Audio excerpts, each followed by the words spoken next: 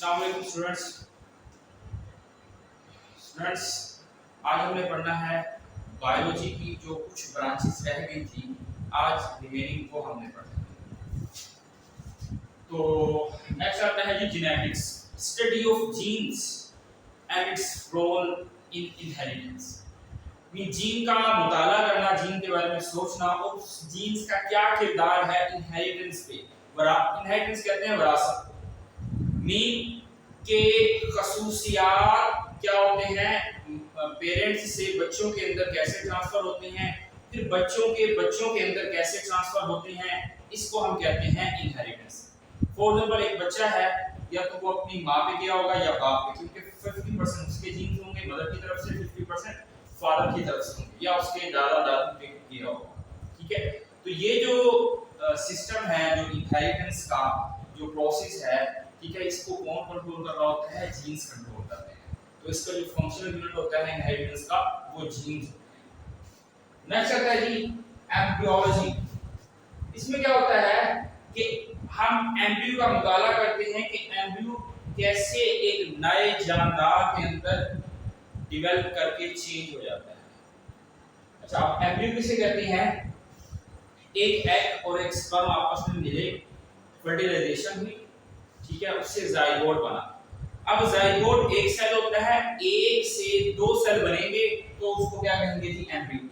फिर 2 से 4 बनेंगे, 4 से 8 बनेंगे, तो यहां तक के पूरा एक छोटा सा बच्चा बन जाता है। ठीक है, उसको हम क्या कहते हैं कि एम्ब्रियो चेंज हो गया किसके अंदर? न्यू इंडिविजुअल के अंदर, नए जानदार के अंदर। और जो वो न्यू छोटा सा इंडिविजुअल होता है उसे हम फीटस भी कहते हैं। क्लियर है? एम्ब्रियो मीन फर्टिलाइज्ड एग, जिसके अंदर एबिलिटी होती है डिवाइड होने की। ठीक है, 1 से 2, 2 से 4, 4 से 8 सेल में तकसीम होगा, यहां तक कि एक पूरा जानदार बन जाएगा। अब इन दोनों के दरमियान का जो क्या है जी, चेंजेस आते हैं, डेवलपमेंटल चेंजेस, इसको क्या कहते हैं जी? एम्ब्रियो कहते हैं। इनके बारे में मुताला करना पढ़ना क्या कहलाता है जी? एम्ब्रियोलॉजी। नेक्स्ट आता है जी टैक्सोनॉमी। इसमें हम दो चीजें देखते हैं। नंबर 1 पे हर जानदार को आपने साइंसी नाम देना है। फॉर एग्जांपल कि इंसान का होमो सेपियंस है, साइंसी नाम, एंड और उसकी क्लासिफिकेशन करनी है जानदारों की। फिर जिनकी खसूसियात एक जैसी मिलती जुलती हैं उनको हम क्या रखेंगे? एक ग्रुप में रखेंगे, और दूसरे ग्रुप में तो क्या है जी? ग्रुप्स और सब ग्रुप्स में जानदारों को क्या करना? डिवाइड करना, क्लासिफाई करना, अरेंज करना, इसको क्या कहते हैं जी? क्लासिफिकेशन कहते हैं। ठीक है, असल में क्या है जी, जानदार इस यूनिवर्स में बहुत ज्यादा है। ठीक है, तो हर एक जानदार को अलग अलग पढ़ें तो काफी मुश्किल हो जाएगा। इसलिए क्या किया है जी, इसकी क्लासिफिकेशन की जाती है, मीन ग्रुप्स बनाए जाते हैं, और सब groups on the basis of their similarities and differences, जिनकी एक जैसी खसूसियात है उनको हम एक ग्रुप में रखकर क्या करते हैं? मुताला करते हैं। तो ऐसे हमें आसानी हो जाती है जानदारों का मुताला। नेक्स्ट आता है जी पेलियोंटोलॉजी। इसमें हम जो फॉसिल्स होते हैं उनका मुताला करते हैं, उनके बारे में जानते हैं, उनके बारे में सोचते हैं। अब फॉसिल्स क्या होते हैं? हजारों साल पहले जानदार पौधे जो मर गए हैं, जमीन का हिस्सा बन गए हैं, ठीक है, डेड हो गए हैं, एक्सटिंक्ट हो गए हैं।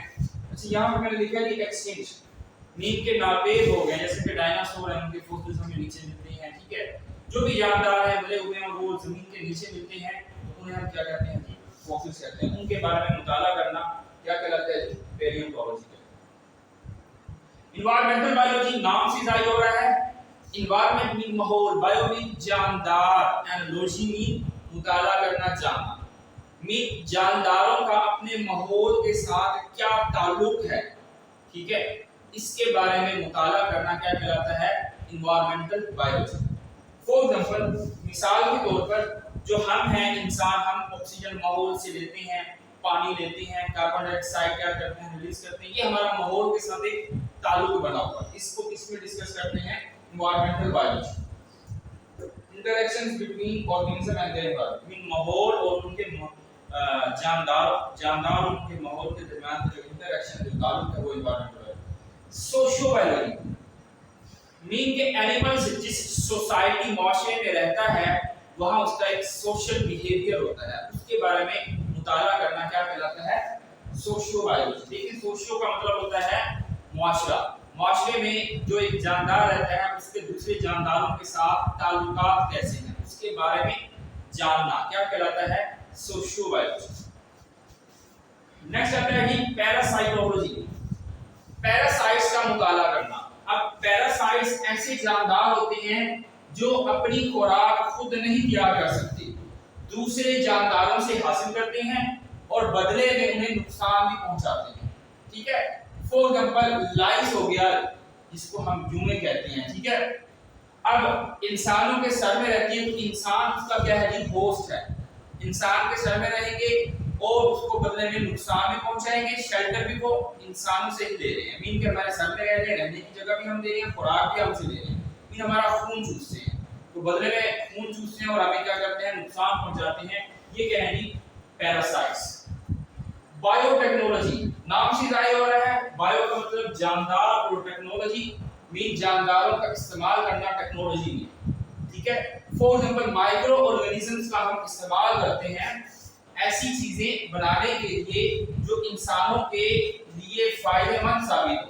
For example insulin banana, insulin हम किससे बनाए जाते हैं, लिविंग ऑर्गेनिज्म को यूज करते हैं। देखिए deals with practical application of living organism to make substance, mean living organism का इस्तेमाल करके हम ऐसे सब्सटेंस बनाते हैं जो इंसानों के लिए फायदेमंद हो। फॉर एग्जांपल इंसुलिन बनाना, फॉर एग्जांपल हार्मोन्स बनाना, काफी सारी मेडिसिन, वैक्सीन बनाना, ये सारा कुछ बायोटेक्नोलॉजी में आता है।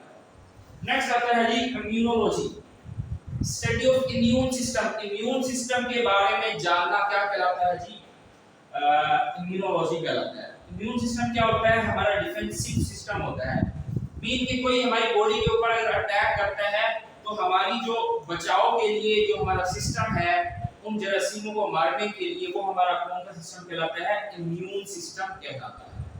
ये क्या करता है, जरासीमों से हमें बचाता है। एंटोमोलॉजी, स्टडी ऑफ इंसेक्ट्स, हशरात का मुताला करना, हशरात के बारे में जानना क्या कहलाता है जी, एंटोमोलॉजी कहलाता है।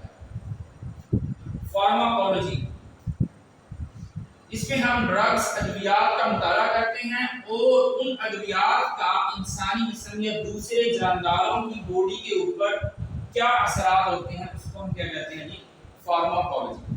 फॉर एग्जांपल हमने पेन किलर खाई, कोई पैनाडोल खाई, वो हमारी बॉडी में गई, उसने कैसे तकसीम होना है, फिर वो बॉडी उसने पैनाडोल ने हमारी बॉडी के ऊपर कैसे असर करता है, इन सब के बारे में जानना क्या कहलाता है, फार्माकोलॉजी। स्टूडेंट्स समझ आ गया?